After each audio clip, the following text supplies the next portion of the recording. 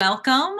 We are doing our live here on Instagram and also restreaming to YouTube and Facebook as well. So very exciting stuff happening over here.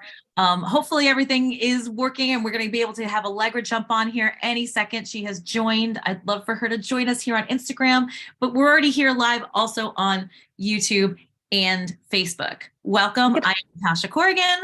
I'm Alegre Ramos. We're so fancy and tech savvy. Oh, she's not on the Instagram yet. Yeah, there she goes. Here you are. You're on Instagram. Okay, good. That's Alegre. And together we are BYW Dreams, which is short for Beyond Your Wildest Dreams. And our mission is to help mothers, fathers, caregivers, anybody who has a claim on your time as a person to prioritize yourself, save time, go ahead and achieve your goals. That's what we're all about. And we've got some exciting news today, which we're really excited about. But you can find us here every Wednesday at 9:30 a.m. Pacific, 12:30 p.m. Eastern. Okay, so I am trying to mute. So apparently I have one that's yes. Yep. Okay, I know what I need to do. It happens.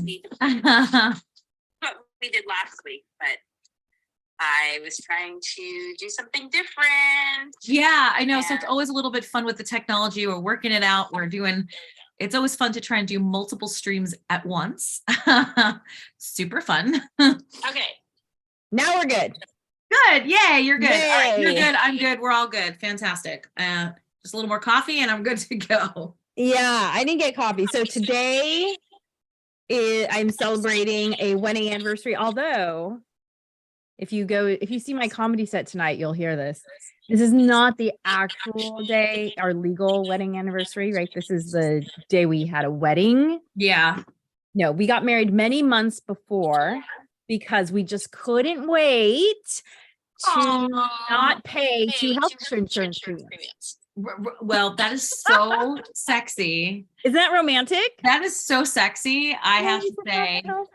Because real talk, marriage is romantic and lovey-dovey and all that stuff, but it is also a business arrangement.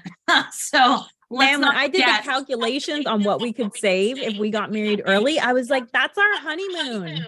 And we're like, done. Done and done. Yeah, seriously. Yeah, it is a business partnership, which is funny because first of all, congratulations. I mean, you guys are a lovely, amazing, wonderful couple and family. And you were together for a few years before you got married. 5. Yeah. So really, this is kind of like your silver, right? Silver together. Not quite wedding anniversary, but that's silver. Something, girl. That is something else. I'll tell you what. I cannot believe it. And so the funny thing is, so my husband knows me really well, right? He left me a gift, and part of the gift was the paper bag that he bought the gift in.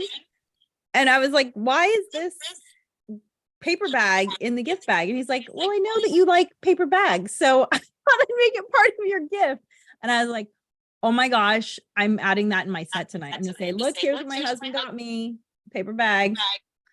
Girl, if anyone knows Alegre and I, like the Venn diagram of Natascha and Alegre overlap in a bunch of places. They don't overlap in other places, which is really great, which is why we make great business partners.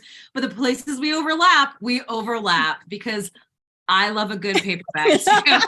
And Jeremy knows, he's like, can I recycle this? I'm like, no, not that one. I'm like, that's a good bag. That's a good bag. I don't know. I'm like, no, that's not a recycled bag. No. Yeah. No, and this paper bag is like a lovely fuchsia color. Kind of like our BYWD colors. And so I do love it. So happy anniversary. So fantastic. Happy anniversary to you both. To us.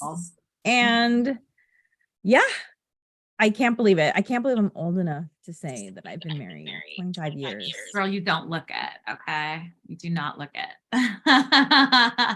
Yay. But what's so crazy, we were just talking for a split second about yes, marriage, love, and yay, and good feelings and romantic and but also business relationship, partnership. And there's aspects of not to make it sound unromantic, but so many couples, like they say statistically, of course, I can't think of what it is, but the thing that couples fight the most about are things like money, right? And it's not so much about, so it's like a lot of times about like the material world stuff. And so it's interesting because we have a new book that just came out that really does cover some aspects, not all, about the partnership part of a family / marriage / partnership, right? However it is that you have it structured with your significant other or others. And that's called, our new book is called Rock Your Mission. So yes, and I would hold it up, but it's so new. I don't have the paperback yet. New. We don't even have a physical copy yet. It just came out. So, and right now it is 99 cents only for the ebook. 99 cents. So get it. And all of our books are workbooks, but here's the thing. Our ebook versions, we create a workbook page that you get to download. There's a link in the ebook. You get to download that so that it's the same experience. Right. So even though you got it on your reader or whatever, we are huge proponents of pen and hand, pencil in hand, and write it out. Because, again, there's evidence that when we make that mind-body connection and not just like think about it, right. Or even type it. I mean, that's a form of it, but still, right. The workbook and the handout with the digital version make a big difference in being able to like really get clear about the things that we're talking about. So let's tell the people, Allegra, what Rock Your Mission is all about. So Rock Your Mission is all about getting your family on the same page, literally, right? Anytime you get two people together, no matter how much they love each other, you're going to have things you don't agree on, such as how often to eat out, right? Do we prioritize traveling or spending on food or traveling? Are we staying up late or are we getting up early? And because these are things that impact your daily life and your pocketbook. And these are things that you could argue about if you let them go unchecked. And ideally, if you're in a long-term committed relationship, you've had a talk like this before you are cohabitating, because once you cohabitate, once you add a lease or a mortgage to a relationship, woo, you don't want to be having that talk then, because then it's awkward. Like, it's almost too late. Yeah. I mean, it's not too late, obviously not too late, but like you can avoid a lot of upset, and unmet expectations and frustrations and resentment if you get some things clear ahead of time. Mm-hmm. Exactly. And so what we would say is that you want to do that with a mission statement. And I just realized that I'm not sure if my audio is coming through on Instagram. So I hear it. I hear it on Instagram. Okay, good. Maybe I should put this part a little closer to my. Yeah. I have two microphones for this. So we are so technologically we're so high tech. Okay. There's some Gen Zers and millennials who are cringing right now, like, oh my God. Right. They're like, hey, this is real. We're authentic like that. Authentic Gen Xers. Yeah. So if you have a chance to do that before you get into a cohabitation experience, awesome. If not, this is a great way to start that conversation and to get really clear about the environment that you want to create for those people that you live with, for the values that you want to live by. And then you want to write it down and get it onto a single page, something that can remind your family or the people that you cohabitate with about these things you've agreed to. Because then if someone is doing something that is not aligned with the mission statement that you've written, it becomes an easier conversation, because you say, look, you had a say in assembling this mission statement, and I'm just trying to keep you aware of what you said you wanted to do. Right. Rather than a judgment. And what we agreed to, and then also it's something you can also, of course, we like to also call it a living document. Yes. So that that you can go in there and tinker around with it, because things change, right. So like maybe you make a family mission statement when it's just the two of you, and then when a kid comes along and some other kids, things shift, things change, like maybe your priorities are not the same. So right. Think of it that way, but at least you have a jumping off point. You have something to jump off of, as opposed to just kind of like this fly by night kind of scenario. And this also, go ahead, sorry. Well, I was just going to say this might be especially helpful too. Like if you don't come from a religious background, right? Many of us grew up in not religious, not strong religious upbringings, in the United States. Maybe you do have that and, that's great. But I know that the concept of values was this very kind of, well, okay, I'm not going to steal anything, I'm not going to kill anyone. Like those were the clear values. But other than that, what's happening here? What am I for? Yeah. Yeah. And so this is a great way to clarify those things if you are in a household that doesn't have a value system that's kind of built into how you were raised. And as Alexander Hamilton said in Hamilton to Burr, if you don't stand for something, you fall for anything or something. He said way more eloquently and more rhythmically than I just did. But yeah, so, to be clear about that is really helpful. And we're in a season of life, Allegra and I, where we have some children that are inching into teenagehood. And this is also a really great way to kind of like point to like, hey, we as a family are about this when things get, when boundaries start to get pushed, which it's going to happen, which is that's their job, right? That's what they're supposed to do. They're supposed to go ahead and push those boundaries to gain autonomy and that kind of thing. But you can use the family values that you have put into your family mission statement as like a guidepost and a way to just kind of like, nudge the conversation, or at least have like a container for the conversation when things kind of get questionable, and I love it. It's not so much to outsource your parenting to your family mission statement. It's like preemptively parenting in a way, Yeah. And then once you have the family mission statement, again, it's a living document, as Natasha said, so you're always welcome to change it. But what we recommend you do is that you put it in like a protective sleeve and you have it at the dinner table and you commit to reviewing it regularly. So our family, when we first put the mission statement together, we reviewed it once a week. We would take turns reading it. At the time, my child couldn't read yet. So we had little icons next to each statement to kind of give her an idea of what we were talking about. And then when she got older, she participated in the reading. And then after a while, we said, I don't feel like it needs any more changing. So we made it an art and craft project, and we put it up on a poster board, and that lived in our kitchen for many, many years, somewhere prominent where we could see it every day. And then after a few more years, when the poster board got pretty resplattered and torn up, had seen better days, I asked an artist friend of mine to kind of make it look pretty on a piece of canvas, kind of like a painting. And so now it hangs in our living room. Again, we see it every day. So it's a very prominently displayed reminder for all of us. Yeah, it's great. It's great to have it like in your visual space, right? Just like in a classroom when they have like the norms of the classroom posted up and that kind of thing, similar situation, similar idea. Yeah. Yeah. So,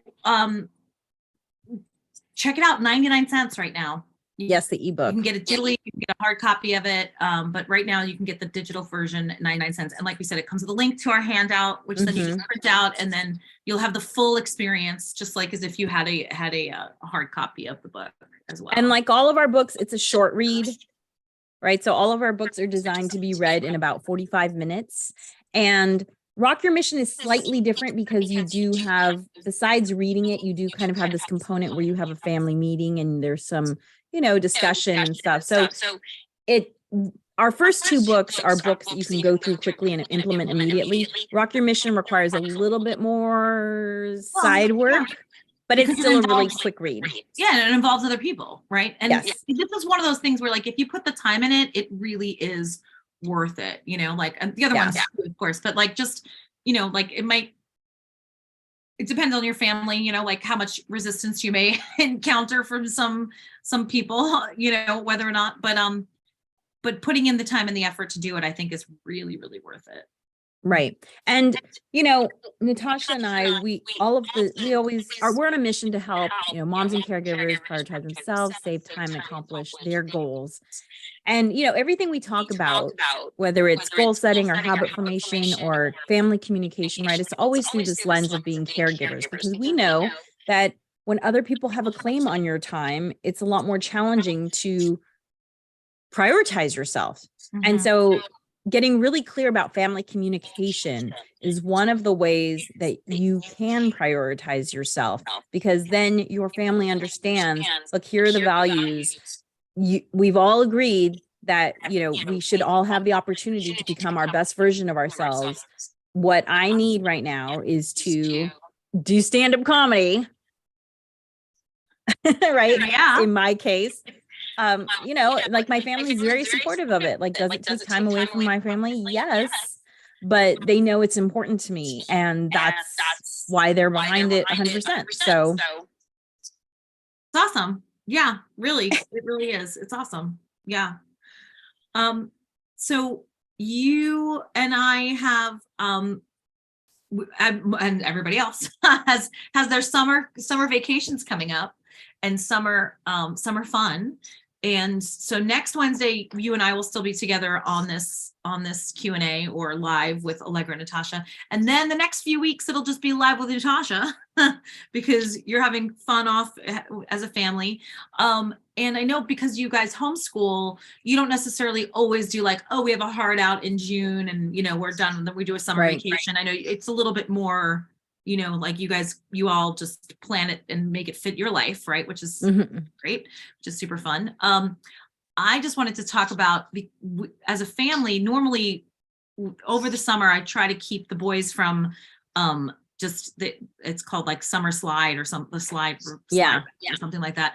So I try to keep them so they have to do a certain number of pages in a workbook before they're able to do whatever summer activity we've got going on. And, and I'm not like super duper strict. It's not like 7 days a week they have to do it, that kind of thing. But a while ago, you had recommended to me when the boys were younger, this Summer Quest books. Brain Quest. Brain Quest. That's it. Yeah. Brain Quest. And the boys loved it. They only make it up to 6th grade though. So my son is now going into 8th. I know.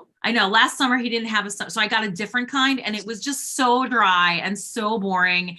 And he'd look over at his brothers that had like this big map with the stickers and all this stuff. With like dragons and quests. And so my older son was like, Mom, like, like he was so over it, and so my younger son still has 2 more summers of Brain Quest before it's out, right? Yeah.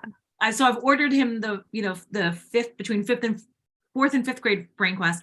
And for my older son, I was like, well, what can we do? I still want to keep it fair, right? I don't want one to have more pages and the other one to be like, whatever, plus like it's like workbook pages and 20 minutes of reading, although they're both they read so much. I don't think we're going to do that this summer, but just read whatever, whenever, they do so much reading anyway. But so for my older son, I was like, well, let's see what else we can do. And because we do talk about Stephen Covey, and we talk about him in this book, in the Rock Your Mission, because that idea of a family mission statement was born out of, that's where you had gotten the idea to go ahead. Right. It was born out of reading 7 Habits.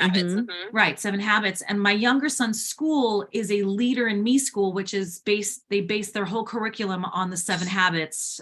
So my younger son is like very much indoctrinated into the 7 Habits, but my older son was something that really didn't take hold, because we didn't work it. So this summer he's going to be doing the 7 Habits for Highly Effective Teens, because he's almost a teen. There's the book and a workbook, like companion thing. And I figure like if I'm going to make him do it, I should do it too. So I got the adult version for me. So all 3 of us are going to be doing workbooks. Nice. Throughout. That sounds great. I think it will be great, because I'm like, how can I ask him to do it when I haven't really, I'm familiar with the concepts, but if I read it, and I cannot remember if I did, it was a long time ago, right? So and I definitely didn't like do a deep dive and do a workbook. So he and so the only person I just have to like get on board now is maybe my husband, who does work very hard in the summer, and he may be like, yeah, no. He might be like, I don't want to do a workbook on top of that. We'll see. We can maybe get some buy-in, but it would be great if the whole family could. Yeah, that sounds great. I mentioned it to my younger son, whose school, runs on this philosophy, and he was like, Mom. So he's he's actually excited about his Brain Quest book. Super excited. I'm like, let's just leave that there, since he gets Stephen Coveyed 5 days a week, all summer, all school year long.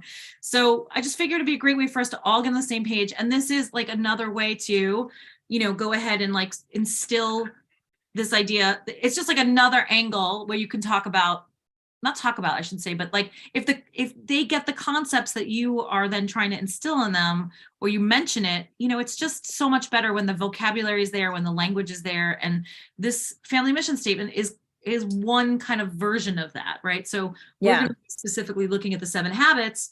But so then, like I'm hoping then throughout the rest of, next school year, and as he gets older and we talk about and remind each other, because I'm sure he'll remind me as well as him, when those things align and when they don't, and what habits, because I can already see with the age that he is and so forth, that like we're at a prime moment right now to really help create habits, like, so we've done a lot of like self-care habits around like, cleanliness, taking care of your body and brushing your teeth and, like, and showering and all that kind of stuff. And like, that's been, and habits around the house and so forth. But it is definitely time, or maybe even past time, to be more conscious about the habits that will help him to be a highly successful person, I guess, through the rest of his life, And so, I'm really excited about us starting that journey together and doing that this summer, and committing to it as well, for myself as well as for them. Well, there's also for people who have young children, Sean Covey, I believe it is, Stephen Covey's son, came up with the 7 habits of highly effective kids. Yep, that's what they were using it. Okay, that's what they use. So they call it the Leader in Me program, but that's what it is. It's based on highly effective kids. Yeah. Okay, so I highly recommend that book. It's a great book. And it's also a great reminder as you're reading it with your kiddo. It's a great reminder for you. Like all of the examples are very applicable to adult life as well. And so even though my child's almost a teen, it's one of the books that has stayed in her library because it's a life lesson book. It's not, even though it has like, rabbits playing soccer and stuff, it's still a fantastic book. So I highly recommend that book. Yep. Excellent. I know. So we're in the last 2.5 days of school left, basically right now. We're doing the last bit of school, and it always feels like, you feel like it's coming, and all of a sudden then it's here. That's how it always feels like to me every summer. It's like, and now they're home. Yeah. All the time. Yeah. We've already been talking about it, and we're going to be doing math 3 days a week, and something that I've added to my daughter's curriculum, because, we do the required, for those of you who don't homeschool, just know that there are literally as many ways to homeschool as there are homeschoolers. And I actually homeschool in a way where I partner with a credentialed educator who meets with my daughter and I every 3 weeks. Okay. And so my daughter she meets all of the requirements. She even does standardized testing. She meets all the requirements that are required at her age. However, what I have found as we were doing history, I said, well, okay, this is, I guess if she's going to be a politician, history, like this is important. And, it's important for general knowledge, but I feel like there's a lot missing in that kind of history where it just doesn't feel like lessons you can apply to your life. So I started introducing my child to biographies via audiobook, some of them, right? So we've listened to Barack Obama's, we've listened to Diana Nyad, and she's been reading books by John Lewis. So I feel like those books are so much more helpful because they're at an individual level. And so she can take real lessons away from them. Like, oh, I can't, like Diana Nyad's story, for instance. She's really famous for the accomplishment of swimming from Cuba to Florida without a shark cage, which apparently is important, not just for safety, but a shark cage actually pushes you, kind of like you have a tailwind, so you go faster. So she swam without a shark cage, and it took her 5 times to do it. And she almost died a couple of those times. And, there were lots of reasons why it didn't seem like it was going to happen. Like her team before her last attempt were like, we don't think it's humanly possible to do this. And just for my daughter to hear Diana reliving those doubts and those fears and then deciding, no, this is my wild dream that I want to pursue. Mhm. That's empowering in a way that the Magna Carta was signed in blah, blah, blah on sheepskin. Mhm. Yeah. So why does she need to know that the Magna Carta was sheepskin? Like, why is that important? So anyway, so I made that. So her summer is going to be filled with biographies and math 3 times a week. That's what we're That's doing. fantastic. I really do. I do think history is super important to know and understand and to have a context. But like you said, but it has to be in like an applicable way, right? Like the date of a battle, blah, blah, blah. I guess, sure, if you're going to be like a historian or whatever, sure. Right. Sure. Yes, but to have like an overview and understanding, super important, and to have like an actual connection that's applicable to your life is, I think is one of the gifts of history. There's a really, and if you've got younger kids, and even not so young, I love this podcast called Imagined Life, which is Yeah, that's great. Originally produced for adults, and still actually I actually don't know if they've had their last season, but what's so great about it is that it tells the story of historical people, or just people, famous people, these people, right? And it's not necessarily historical people, it's not Marie Antoinette, it's not that far back, but it tells you the story of public figures that you definitely know from the standpoint of them. It tells it in second person, which is so fun, which is why I call it Imagined Life, because you imagine being that person. And, they say you touch the door handle and walk in and see your mother standing at the kitchen, that kind of thing. And so you can really embody this person, but they don't tell you who it is. And they give you clues along the way of who it is, but you get to feel and understand what it was to like live their childhood or live their experiences. And then as it gets towards the end of the episode, generally you will probably know who it is. In the very, very end, they tell you, and they do a little audio clip of the actual person saying something, but it's often very inspiring. And secondly, it's often very, it's touching, and it helps you really understand, living in that person's shoes for 30, 40 minutes or whatever. But they do have an offshoot called Imagined Life Family, where it's about 20, 25 minutes. And it is also, and it's very much geared, because some of those stories are gritty, you know what I mean? And they'll tell you at the beginning, like, the regular Imagined Life, or like, if you're listening with kids, you might want to not continue, kind of thing. And some of the regular Imagined Life episodes are definitely kid friendly, but then they have this offshoot Imagined Life Family, which is so great because it really is much more bite-sized, handleable chunks, and it still has that same kind of like mini itty bitty biography experience, and it's captivating. It's super captivating for adults, children. My kids love it. They're always like, can we do Imagine Life? And sometimes I'll get a little into the episode, I'm like, oh cool, this is not good for us. But so we've listened to all the Imagine Life Family episodes because they're terrific. They're great. They're really great. I feel like it has that same kind of like miniature effect that you're talking about that a biography has. Yeah, more micro than macro. Right. I think it's because, it's important to know the macro lessons, but it's on the micro level, I think, that we relate to those stories and what is going to apply to you. Right. Where it impacts you. Yeah. Like, you've ever been to a museum where okay, yeah, I've learned about the Revolutionary War, but then you go into a preserved fort and you see, oh my God, there were 18 people. Yeah. Room and bunks, in the same, and then that gives it a whole nother level. Like, you don't know exactly. We're getting onto a battleship. You're like, oh my God, 50 dudes were in this hull together. You know what I mean? Like, and it gives you a whole different perspective. Yeah, actually, my child and I went to an event where there was the skeleton, if you will, of a covered wagon, like the covered wagons that came over. Right, that took the 6-month journey from the East Coast to the West Coast. Right. And when you see how small this space is, and you're like, 6 months with 3, 4, 5, 6 people. Right. And everything you own and yeah. And also too, I just want to suggest too that I also really enjoy historical fiction.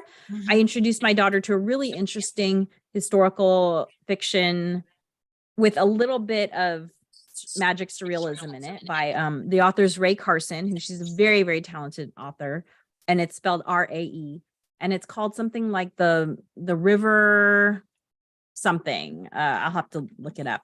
And it's set during the gold rush. Oh, And yeah, and my family, my mother's side of the family, there's a lot of history about our family that has to do with the gold rush. And so I thought it was interesting, you know, because it features Asian families in this book. And I thought it'd be interesting for her to read about that period of time. And it's so fascinating to read about San Francisco during that time, right? Because, you know, it was just mud, dirt. Yeah, right? exactly, right. It's Yeah, nothing yeah. like the place we know. So it's called Walk on Earth. It's called the Gold Seer Trilogy. Walk on Earth, a Stranger is the first book. And I had read it first, so I felt like it was appropriate for her age level. And I also had found it fascinating. But, you know, it's just such a different thing to feel like you're in that moment of time and to think, oh my God, I'm so glad I didn't live through that. Because, okay, so here's one thing that I had never thought of. I guess there's this steep incline coming down into, like, so on that Oregon Trail, right, they would take, there's a steep decline at one point. And the way that they would do it is that they would reverse the horses. The backwards, Yeah, the horses are going backwards, and the people often had to help. Like if you had a really heavy cargo, and depending on how steep the incline, and it was very common for people, and sometimes the men would get on the other side and like try and slow it down by pushing. And sometimes that thing would go rolling and it would crush someone. And you're like, oh my gosh, that's great. You know, like not just the disease and the starvation, but like you're a human brake for a wagon. Right. So those are the kind of lessons where it's like so much gratitude for having been I know, not being born during that period. You have died of dysentery. Right. Have you ever played the Oregon Trail? You have died of dysentery. Yeah.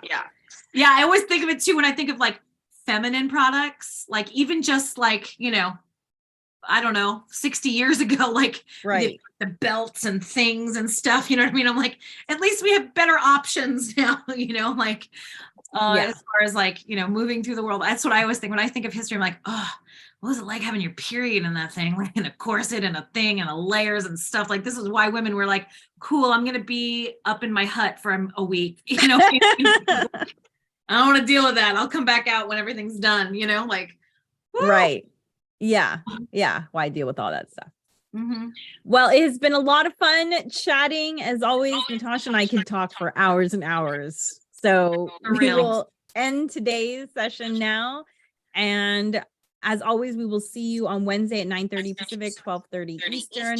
And a reminder that our newest ebook, Rock Your Mission, the ebook is only 99 cents today. So available right now. Yeah. And here's the thing about writing a family mission statement. Let me tell you, it is this powerful tool that you didn't know you were missing. So check it out. Bye. Bye.